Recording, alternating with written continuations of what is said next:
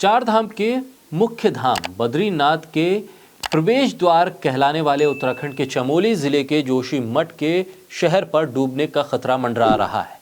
साल 1976 की शुरुआत में मिश्रा समिति ने चेतावनी दी थी कि इलाके में सड़क की मरम्मत और दूसरे निर्माण के कामों के लिए पहाड़ को खोदा ना जाए, किसी तरह का विस्फोट ना हो और न ही पत्थरों को हटाया जाए। जोशीमठ ग्लेशियर के मोरेन यानी पहाड़ पर बसा है। अंधाधुंध निर्माण काम के वजह से ग्लेशियर पिघल रहे हैं, पहाड़ों के धंसने की प्रक्रिया में तेजी आ गई है और इस इलाके के डूबने का खतरा मंडरा रहा है। बोलता हिंदुस्तान पर मैं हूं आपके साथ मिर्जा शाकिर अली बेग। उत्तराखंड के जोशीमठ में जगह जगह पर जमीन धंस रही है। बड़ी बड़ी दरारें मकानों, दुकानों और सड़क पर नजर आ रही है और इन दरारों में से पानी निकल रहा है। तस्वीरें डरावनी हैं। करीब 34 परिवारों को सेफ जगह पर शिफ्ट किया गया है। पूरे जोशीमठ में हड़कंप है। 4 दिसंबर की दोपहर के बाद से जमीन की दरारों से पानी निकल रहा है और इससे इलाके में हड़कंप है। जोशीमठ के तहसीलदार के मुताबिक जमीन से जो पानी आ रहा है वो किसी सीवर की लाइन का पानी लीकेज नहीं है, बल्कि ये जमीन से निकलने वाला ही पानी है। प्रशासन ने जेपी कंपनी कॉलोनी से 35 घर खाली कराए हैं। खबर यह भी है कि एक दिन में ही जल स्तर 2 गुना हो गया है। मकानों में दरारों की तादाद बढ़ रही है। कुछ मकानों के अंदर 2 से 3 फीट तक जमीन धंस गई है। 4 दिसंबर की रात को जोशीमठ में बड़ी तादाद में लोगों ने मशाल जुलूस निकाला, विरोध प्रदर्शन किया, सरकार और प्रशासन से मांग की कि उन्हें सेफ जोन में ले जाया जाए। प्रशासन के मुताबिक चमोली जिले के जोशीमठ कस्बे में 561 घरों में दरारें आई हैं। एहतियात के तौर पर 2 होटल को बंद भी किया गया है।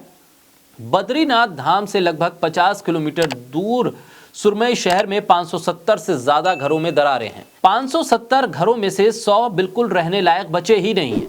जोशीमठ समुद्र तल से करीब 6000 फीट की ऊंचाई पर है और ये सिमसिक जोन 5 में आता है, यानी कि प्राकृतिक आपदाओं के लिहाज से ये काफी संवेदनशील है। यहाँ पिछले कुछ दिनों में अंधाधुंध और काफी तेजी से ये दरारें पड़ी हैं।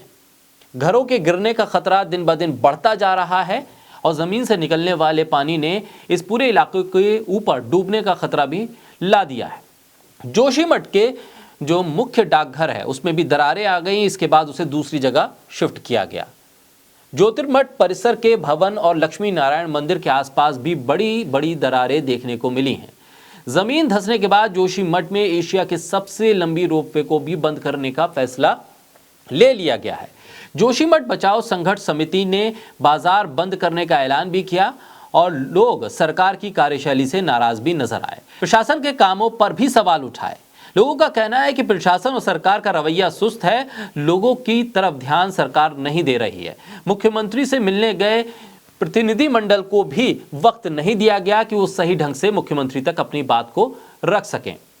जोशीमठ के कई इलाकों में इंफ्रास्ट्रक्चर के डेवलपमेंट को लेकर तोड़फोड़ का काम भी हो रहा है और ऐसे में सड़क निर्माण से लेकर कई तरह की इमारतों को खड़ा किया जा रहा है। पेड़ों का कटान हो रहा है। जगह जगह पर यह भी वजह निकल कर आई है कि खुदाई की वजह से जमीन धंस रही है। इंसान ने अपनी जरूरतों और इंफ्रास्ट्रक्चर को बढ़ाने के लिए विकास के नाम पर जिस तरह से प्रकृति का दोहन किया है, उसका नतीजा आज हम जोशीमठ में देख रहे हैं।